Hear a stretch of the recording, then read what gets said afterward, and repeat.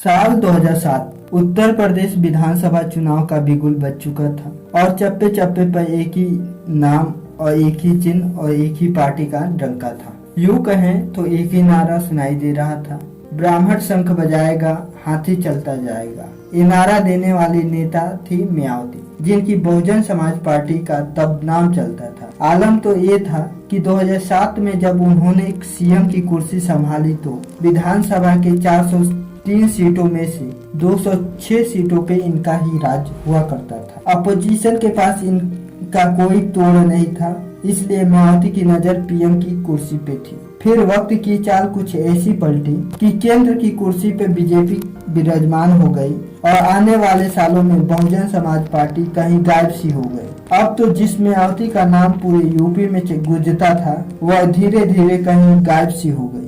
2022 के विधानसभा चुनाव लड़ने उतरी तो वह एक सीटें ही जीत पाई और 2024 के लोकसभा चुनाव का हाल इतना खराब रहा कि उनका खाता तक नहीं खुला। ऐसे में सवाल ये उठता है कि बीजेपी के राज में ऐसा क्या हुआ कि बीएसपी अपने अंत पर आ गई। खुद को दलितों की सेविया बताने वाली इस रानी की पार्टी खत्म कैसे हो गई? क्या अब हाथी की चिगाड़ भारत की राजनीति में कभी सुनाई देगी?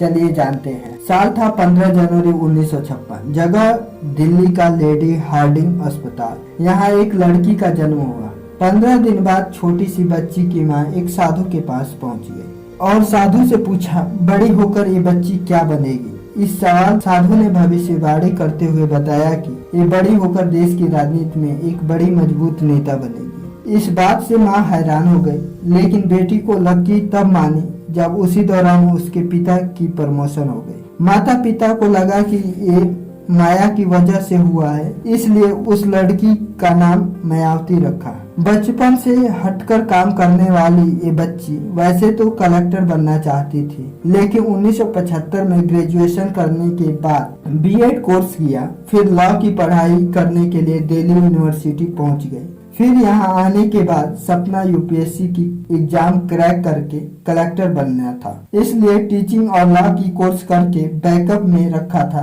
कि आईएएस नहीं बनी तो मेरी रोजी रोटी चलती रहे। लेकिन मायावती 1 साल बाद स्कूल टीचर बन गई। इसी दौरान उन्होंने अपने जीवन में कई उतराव चढ़ाव देखी। पिता उन्हें राजनीति में जाने से रोका, जिसके कारण पिता को छोड़ने का दर्द भी सहना पड़ा, मगर इन्होंने कभी हार नहीं माना। उनके इस कैरियर में असली मोड़ तब आया जब राजनीतिक गलियारों में उनका एक भाषण बहुत प्रसिद्ध हो गया। बात 1977 की है, जब जनता पार्टी में जातिगत भेदभाव के खिलाफ दिल्ली के कॉन्स्टिट्यूशन क्लब में बैठक रखी, जिसमें बतौर डिबेटर मायावती पहुंची थी। यहाँ वैसे तो मीटिंग में सब कुछ ठीक चल रहा था, लेकिन एक बात मायावती को खली।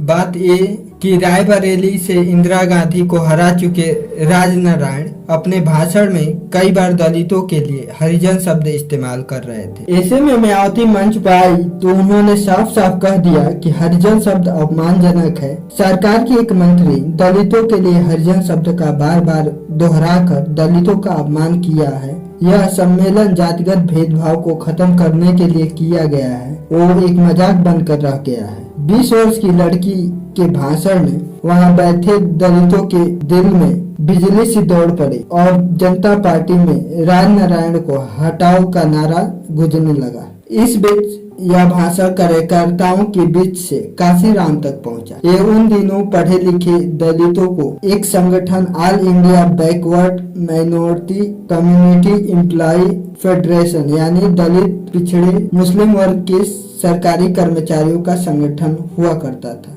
बहन मायावती के बारे में उन्हें पता चला तो उन्होंने इस लड़की को अपने पार्टी में जोड़ने का मन बना लिया और अपने इसी फैसले को हकीकत में बनाने के लिए मायावती तक पहुंचने की कोशिश की। रात करीब 9 बजे की बात थी।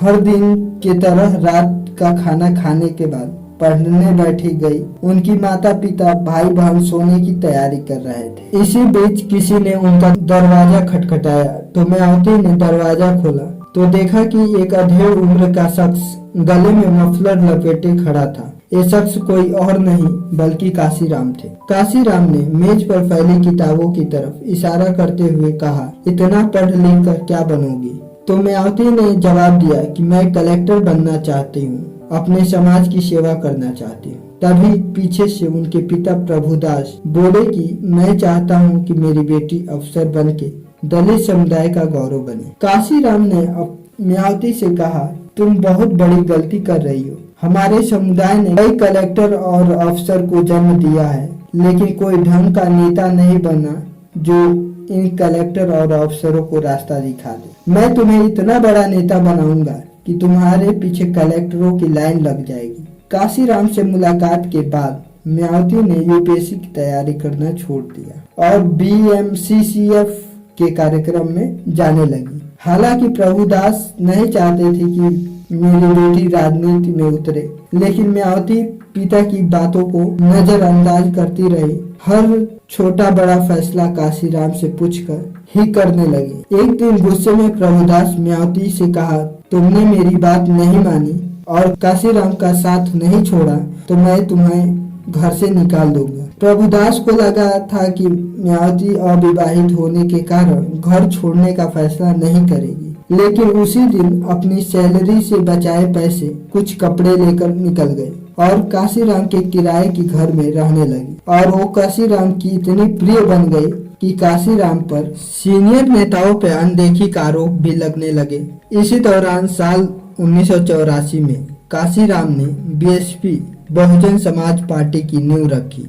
इसी वर्ष मायावती टीचर की नौकरी छोड़ बीएसपी के ऑल टाइम मेंबर बन गई। यहीं से शुरू हुआ राजनीतिक करियर। तब काशीराम कहते थे कि पहला चुनाव हारने, दूसरा चुनाव हरवाने और तीसरा चुनाव जीतने के लिए लड़े। इसी को ध्यान में रखते हुए 1984 में कैराना लोकसभा सीट से चुनाव लड़ी और साइकिल पर बैठकर चुनाव प्रचार करती थी। हालांकि इंदिरा गांधी की हत्या के दौरान कांग्रेस की लहर में मायावती हार गई और उनकी पार्टी ने कोई सीट जीत नहीं पाई। तब वो जानती थी कि हारेंगी। फिर 1985 में बिजनौर, 1987 में हरिद्वार से उनके हाथ हार लगी। तब 1989 में जीतने का लक्ष्य उन्होंने साध लिया। 1989 में बीएसपी की मायावती के लिए खास था। इसी साल मायावती बिजनौर से लोकसभा चुनाव लड़ी और 8000 से अधिक वोटों से जीत गए और 13 सीटों पे जीत के बाद बीएसपी चौथी सबसे बड़ी पार्टी बनकर उभरी। इसके बाद 1991 में मुलायम सिंह यादव के इस्तीफा देने के बाद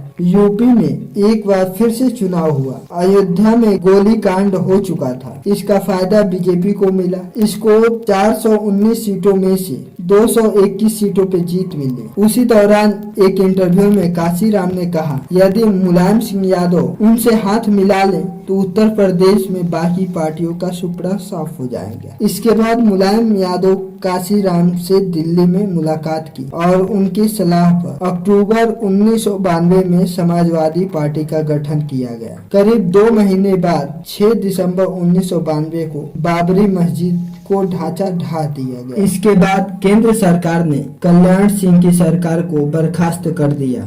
1992 में एसपी और बीएसपी ने मिलकर चुनाव लड़ा। सियासी गलियारों में एक नारा उछला, मिले मुलायम काशीराम, हवा में उड़ गए जय श्री राम। इसमें समाजवादी पार्टी को 109, वहीं बीएसपी को 67 सीटें मिली। मुलायम सिंह यादव दूसरी बार सीएम बने। इसी बीच एसपी और बीएसपी के बीच अनबन की खबरें आई, लेकिन यह भी झुठलाया नहीं जा सकता कि बीएसपी यूपी में मजबूत हो चुकी थी। फिर 23 मई 1995 को काशीराम गुड़गांव के अस्पताल में भर्ती थे। तब बीजेपी नेता लालजी टंडन से मुलाकात। इसके बाद काशीराम ने मायावती को बुलाया और पूछा कि तुम मुख्यमंत्री बनना चाहती हो।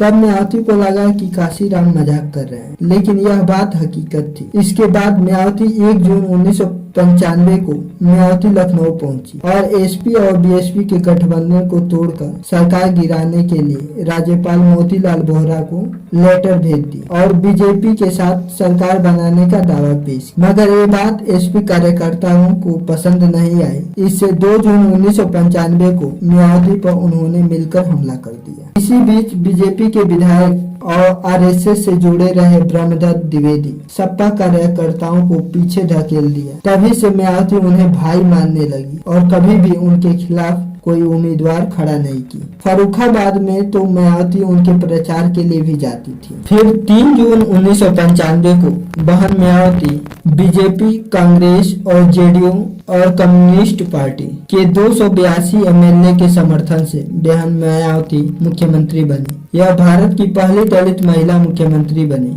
हालांकि 5 महीने बाद बीजेपी और बीएसपी का गठबंधन बिखर गया और मायावती की कुर्सी छोड़नी पड़ी। फिर 1996 में विधानसभा चुनाव में किसी पार्टी को बहुमत नहीं मिला तो 174 सीटों के साथ बीजेपी सबसे बड़ी पार्टी बनकर उभरी। वहीं सपा को 110 सीटें तो बीएसपी को 163 सीटें मिली, जबकि कांग्रेस को 19 सीटें ही मिली। बीजेपी को मुलायम के साथ जाना मुमकिन नहीं था। इधर गेस्ट हाउस कांड के बाद मायावती और मुलायम का मिलना नामुमकिन सा हो गया। ऐसे में राज्य में फिर से राष्ट्रपति शासन लागू हो गया। करीब 1 साल बाद बीजेपी और बीएसपी फिर से गठबंधन की पटरी पर लौटे। दोनों के बीच 6-6 माह की मुख्यमंत्री बनने का फार्मूला तय हुआ। अप्रैल 1997 में मायावती दूसरी बार उत्तर प्रदेश की मुख्यमंत्री बनी, लेकिन 6 माह बाद जब यूपी के मुख्यमंत्री की कुर्सी कल्याण सिंह को सौंपने की बारी आई तो उन्होंने ये कहते हुए समर्थन वापस ले लिया कि वो दलित विरोधी है। इसके बाद 2002 में बीजेपी ने समर्थन देकर मायावती को तीसरी बार सीएम की कुर्सी पर बैठाया, लेकिन 1 साल बाद बीजेपी ने मायावती से समर्थन वापस लेकर सरकार गिरा दी और मुलायम सिंह को समर्थन देकर मुख्यमंत्री बना ली, लेकिन लंबे समय तक नहीं चल पाया। साल 2007 में फिर चुनाव हुए। मायावती अकेले बहुमत के आंकड़ों को पार की और फिर अपने दम पे सरकार बनाई। वो समझ चुकी थी कि सिर्फ दलितों की वोट से कार्य नहीं चलेगा। उन्होंने ब्राह्मण, दलित, मुस्लिम फार्मूले को अपनाया। मायावती ने ब्राह्मण और मुस्लिमों को दावत दी।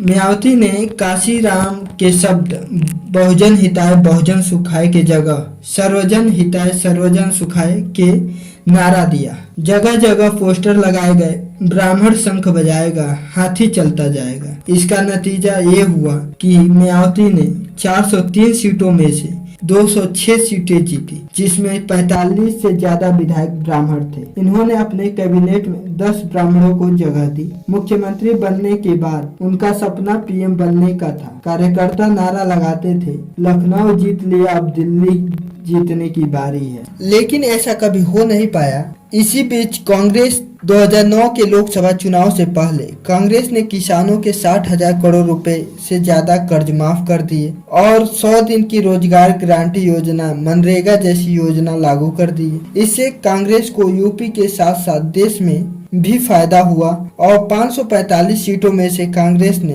206 सीटें जीतकर देश की सबसे बड़ी पार्टी बन गई। यूपी में कांग्रेस 9 सीटों से 21 सीटों पर पहुंच गई और उसका वोट शेयर 6% बढ़ गया, जबकि मायावती 20 सीटें ही जीत पाई। कहा जाता है कि मायावती 45 से 50 सीटें जीतती तो पीएम बनने का यूपीए या एनडीए के साथ डील कर पाती, लेकिन ऐसा हुआ नहीं। 2012 के यूपी के विधानसभा चुनाव में मायावती के खिलाफ करप्शन के आरोप लगे, इसीलिए भाजपा 206 सीटें से घटकर 80 सीटों पर सिमट गई और सपा ने 403 में से 224 सीटें जीती और इसके बाद मायावती कभी यूपी की सत्ता में नहीं लौटी।